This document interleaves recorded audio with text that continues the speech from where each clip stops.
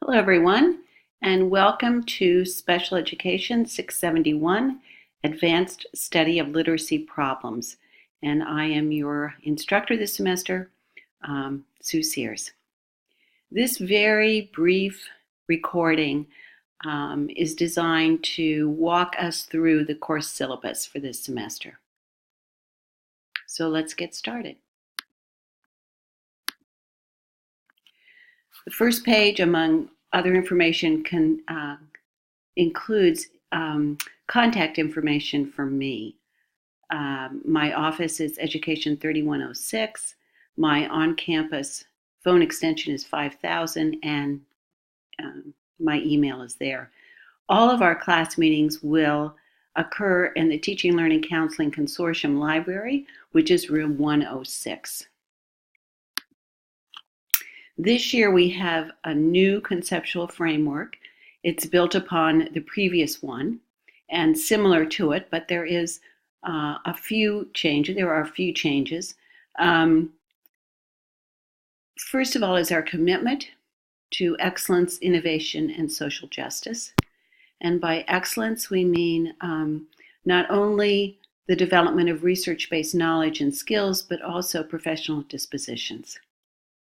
We believe innovation occurs through leadership and the commitment of faculty and through collaborative partnerships with schools and members of our community.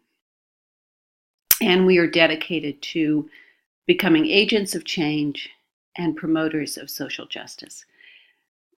The main ideas of the conceptual framework are further identified and codified in these 6 statements.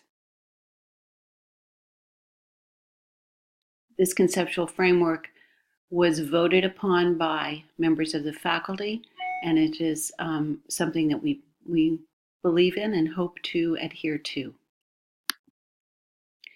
At the bottom of that first page of the syllabus is the course description, which also appears in the course catalog. This is an advanced course in literacy. It examines issues of assessment and instruction very strongly. We talk about literacy processes, in other words, what is going on cognitively, primarily when we're reading. We touch a little bit upon research methodologies, and that is within the context of the best practices readings that we will be doing. And I like to think about this course as being an intersection of language, literacy, and classroom practices. As you know, the emphasis in this course is on students struggling with reading and writing, and it requires a supervised clinical experience. Well, let me go back here a second and just briefly mention the 2 course textbooks that are required. One is Words Their Way, which is now in its 6th edition, and Chris Devaney's I Read It, But I Don't Get It. So that first book, here's the cover page of it. It's important to say that these 2 textbooks really identify in a very simple way the 2 components of reading. One which is decoding and one which is comprehension. If you've taken Special Education 502, you've probably been introduced to and talked a little bit about this very simple view of reading, which still stands up even after some 20 to 30 years. So Words Their Way really examines decoding. It looks at words and accessing words individually. So it's a study, as the title says, of phonics, vocabulary, and spelling instruction. And many of the students that we have in special education who are struggling, particularly in the early years, to read and write, have difficulty with accessing the individual word, with breaking the code.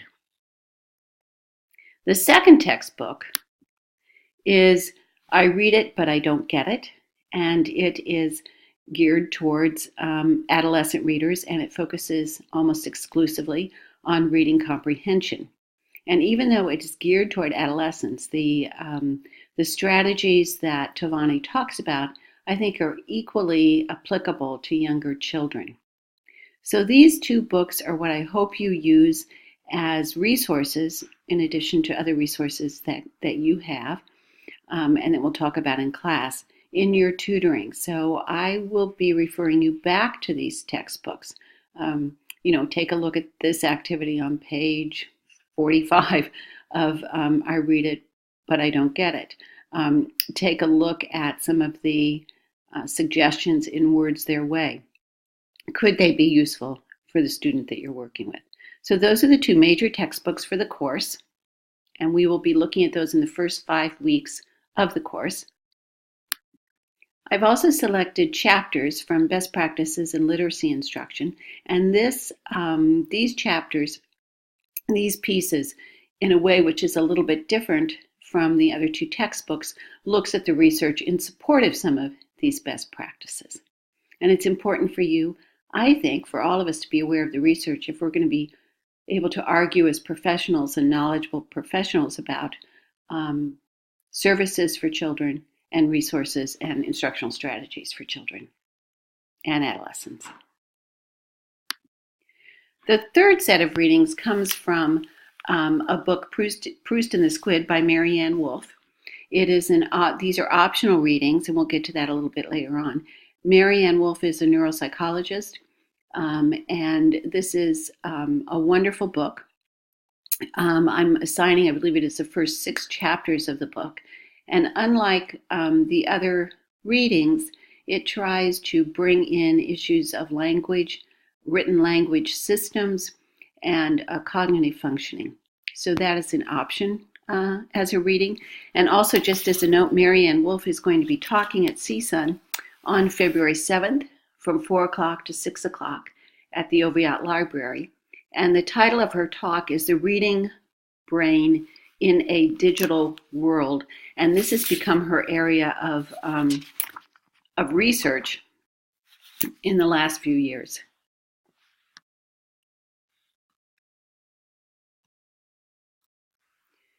The Best Practices book is by Gambrill and Morrow. And then the next 3 readings are designed to augment chapters in Words Their Way, primarily. And the chapters and the readings will be posted on Canvas. So those are the textbooks and the readings. Let's turn our attention to the assignments. There are generally 2 components to the course. One is the content is delivered online through these recordings and through the readings. And the second component is the clinical practice experience. So the assignments also align with those 2 components. These course assignments align with the readings and the recordings. There are 4 exercises the first few weeks of the course. These are short, designed to, as I say, engage you with the content of the readings. I hope they're somewhat interesting to do. The quizzes, there are 2 quizzes, and again, one of the quizzes addresses Words Their Way. The other, I Read It, But I Don't Get It. These are short answer quizzes, and hopefully they will guide you as to what, at least I would like for you to gain from those readings. I'm asking that you prepare an instructional activity from Words Their Way and bring that with you the first time we meet on campus, which is February 25th, and plan to share that with some of your colleagues. Words Their Way is a very dense book. Those of you who are familiar with it know that it contains a great deal of information. And the activities are at the back of each chapter. They are coded. There's a light blue border on the pages that contain the activities. And one of the changes, I think, in the 6th edition is that each of the activity is linked to a Common Core standard. There are also online resources that if you buy a new edition, you will have access to. So I want you to just get in there and look at the activities, pick one, and prepare it for implementation and for sharing in class. Then in the mid portion of the course, I'm asking that you respond to 3 questions. And these questions are designed to integrate the readings and the best practices chapters with the work that you've been doing in Words Their Way, and I read it but I don't get it. These are more extensive responses between 350 and 500 words. And finally, as I alluded to, at the end of the semester, I'm asking you to prepare a paper, and it can be on one of two topics. One is a critical response, and I'll post the prompts to that, to Proust and the Squid.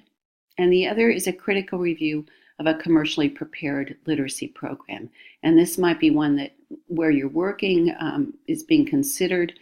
They may be wanting to purchase it, or it can be something that you're using and you want to find out more about, or that your school is using. But for this paper, I want you to describe the program and look and search out research which has been conducted on the program. So those are the assignments that relate to the recordings and the readings. And then the second set of assignments are those that relate to your clinical experience. And so this will be familiar to those of you who have taken Special Education 502. I do, in much the same way, require clinical notes. They're due to me because we meet on Monday, on the Thursday before the Monday. And these are notes that I take seriously. I try to set aside most of Friday to reading them and providing you feedback so that you have a chance to adjust them if necessary before the Monday session. And then at the end of the semester, we provide a tutoring report to the families. The parent conference is scheduled for May 6th, and a draft of the report is due to me on April 25th. And I'll of course give you more information on this, but the tutoring report summarizes your goals, the successful teaching strategies and recommendations as a result of the work you've done this semester.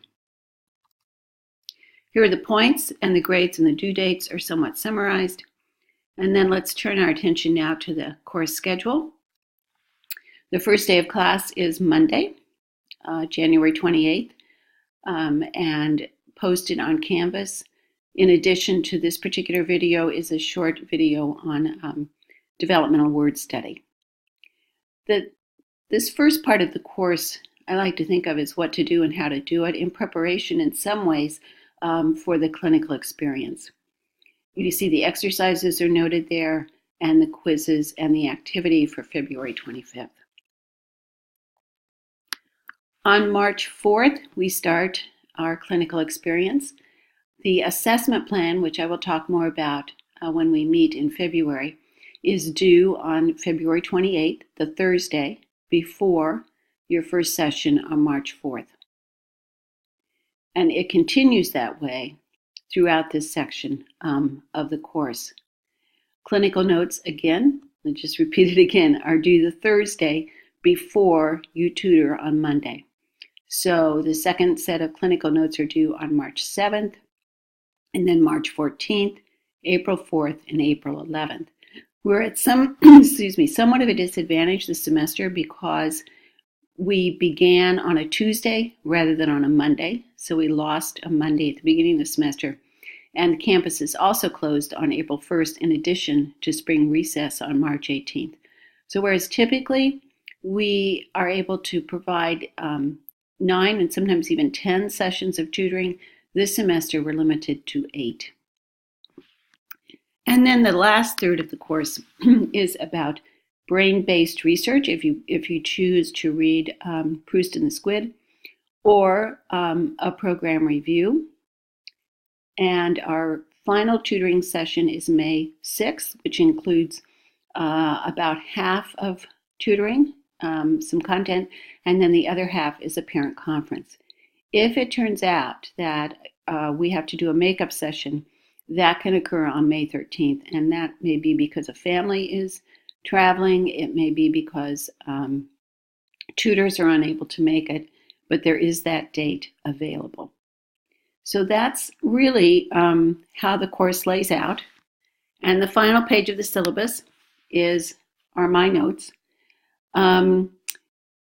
Most importantly here, I think, is and I've mentioned this before, is please communicate me Don't hesitate to ask questions. Don't hesitate to ask for clarification. These are things that would happen face to face were this not an online format. And the way this course becomes more interactive is if you do email me. Secondly, important to note, all assignments are to be emailed to me. This is how I like to receive my assignments. And that's it. Welcome to the semester, and I look forward to working with all of you.